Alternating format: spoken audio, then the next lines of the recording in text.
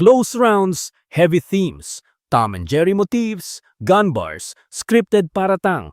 Alamin natin bakit pumihit ang desisyon sa bawat round. Matchup na puno ng sustained schemes at direct rebuttals. Sixth threat, madalas magtayo ng malalaking tema. Tom, Jerry, craft over pop, expose. Samantalang Simhot ang mas methodical. Names, crowd-facing payoffs, at mga cinematic one-liners.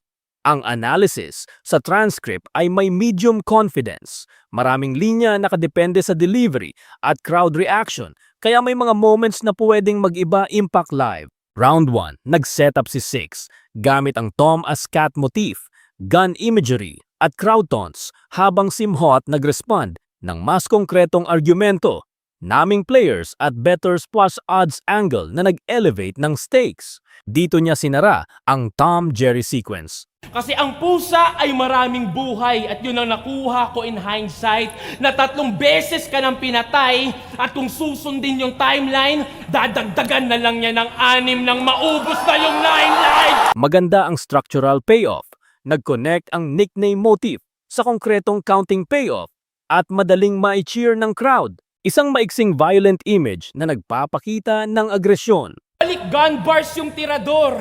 Sa finale diniliver. Sa kamay ko 3 na natutumba yung natira yung pang-trigger. Visceral at madaling maintindihan. Nagbibigay ito ng grounding sa round kapag malakas ang delivery. Saktong one-liner na nagbago ng tono ng expectation. Hinangad mo tong dream match, bangungot tong iyong inabutan. Direct at crowd-friendly. Simpleng flip na mabilis tumama kung maayos ang timing. Clever na metaphor na madaling makita ng audience. May gasol ka na, kulang ka pa sa gasolina? Konkreto at madaling maintindihan. Tumutulong magpababa ng pretensyon habang nagpapahiwatig ng superior resources ang kalaban. Sarcastic crowd bait na may insultang pag-aalok. Puta, payag ka sa ganun? Sa'yo na yan titulo, uy! Sa'yo na yan titulo, uy!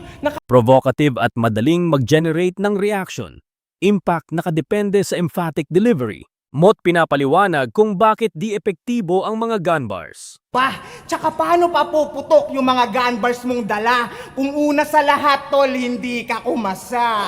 Epektibo niyang ginawang embarrassing ang threat motif sa pamamagitan ng konkretong undermining image, wordplay na madaling makode. Shernan at Sheyi, 2 SH na naging shh na lang. Simple pero memorable. Technical na flip na maganda sa transcript at sa crowd. Dito, may specific naming na nagpapasakit sa paratang. Kasi si Enigma nagtanim. Si Phoebus lang yung nakinabang. Sa Pagbanggit ng pangalan, nagdadala ng concreteness. Pinipilit ni Mhot gawing accountable ang accusation. Isang closing payoff sa bettor's thread. tandaan nyong wala nang halaga yung odds pagtapos. Decisive sounding claim na nagsisilbing psychological closer para sa sequence ng mga odds better lines. Verdict: Mhut wins round 1, slight margin, medium confidence. 6. May malakas na tema at ilang one-liners na tumatama, pero ang organizational clarity at consistent payoffs ni Mhot, lalo na ang naming at better sequence, nagbigay ng maliit na edge. Dahil maraming linya rito nakadepende sa delivery, ang confidence ay medium. Round 2 mas craft-focused. Si 6th, craft versus popularity, Fibonacci metaphor, luto food image, habang si Mhot nagtratrabaho ng rebuttals, lobo opportunism paratang, at phonetic wordplay na nagrebrand ng call-out. Malinaw at accessible ang analogy dito. Iba yung rapper na pandayo sa rapper na may artistry. Iba yung Leonardo DiCaprio sa Leonardo da Vinci. Nagpapakita ng malinaw na framing. Entertainer versus artist. Madaling maaget ng audience. Isang craft flex gamit ang mathematical metaphor. Niwala ngang kwento yung rounds niya eh. Walang kwento yung rounds niya. Reference naka-random. Ako sa tula ko mabusisi. Fibonacci, pag nagsulat to, nakakalculate ko ng maigi. Smart na claim ng meticulous structure. Risk na hindi lahat ng crowd magka-context sa Fibonacci.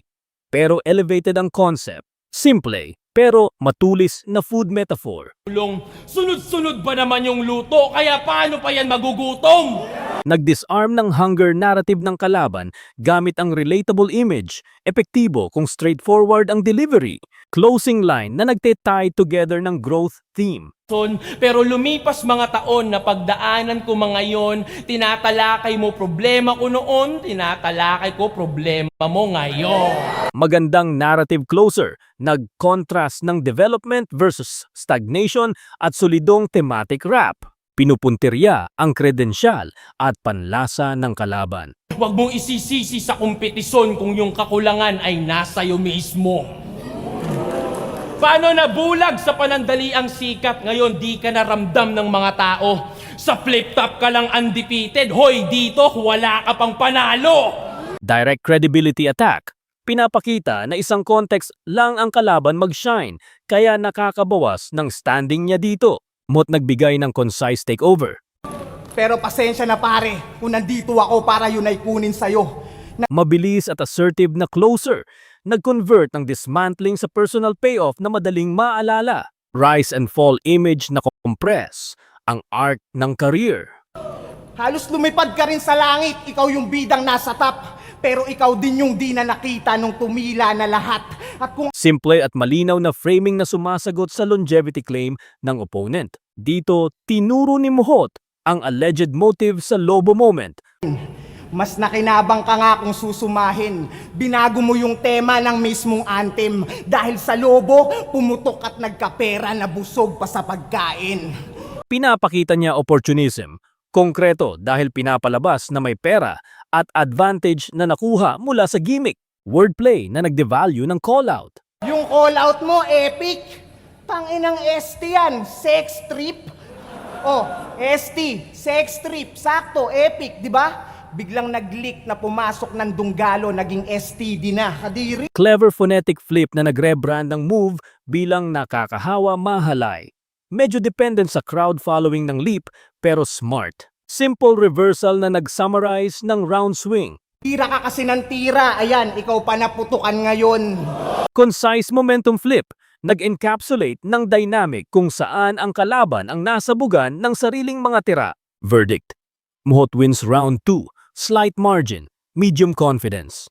6. Nag-build ng magandang craft narrative at ilang crisp images, pero mas consistent si Muhot sa pag-convert ng rebuttals at crowd-facing payoffs. Dahil may mga lines na unclear sa transcript at delivery momentous, confidence nananatiling medium. Round 3 umiikot sa authenticity versus manipulation. 6. Nagpursigi sa expose, scripted rebuttals, organizer favoritism, at sell-out accusations.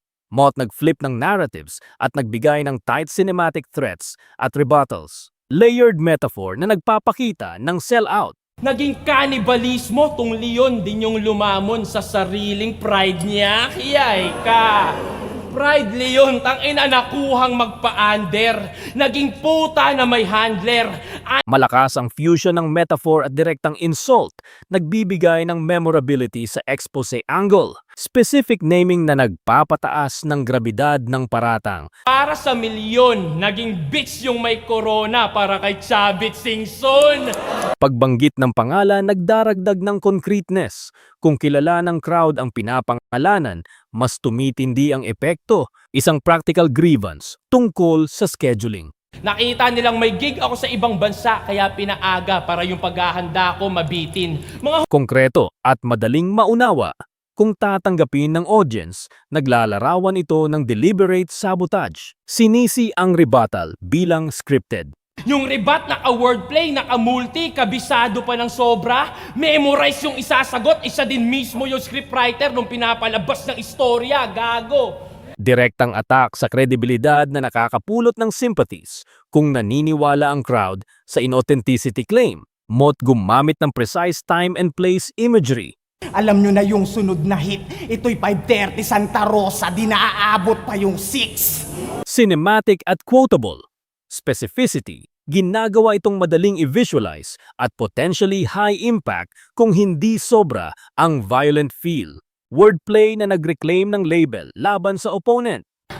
Kung ikaw yung ika-6 na banta, ako yung bata na minanika.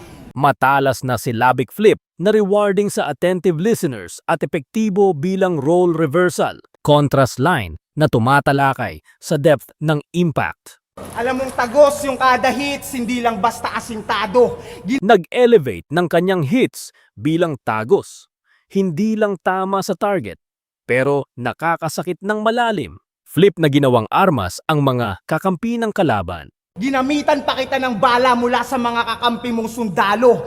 Ironikong reversal na pwedeng mag-sting dahil inilalagay ang kalaban sa posisyon ng pagiging complicit o incompetent. Isang summary na nag-a-accuse ng stage controversy.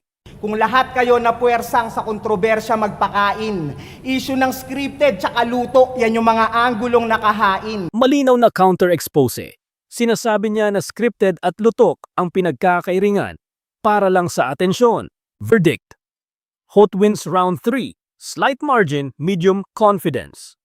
6. May malakas na sustained expose at ilang matitinik na metaphors. Pero si Mhot mas madalas magbaliktad ng narratives at magbigay ng vivid, quotable images.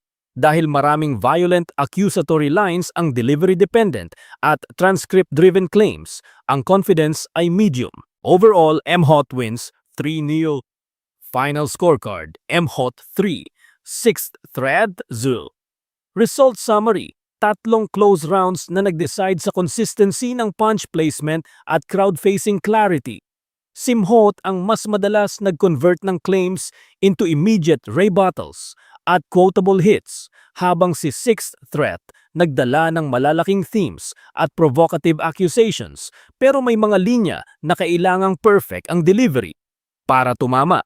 Lahat ng rounds naka-record bilang slight margins at medium confidence. Kaya maraming moments na pwedeng pumabor sa kabilang panig, depende sa live energy. Saludo sa dalawang nagbattle. May malinaw na strengths, pareho.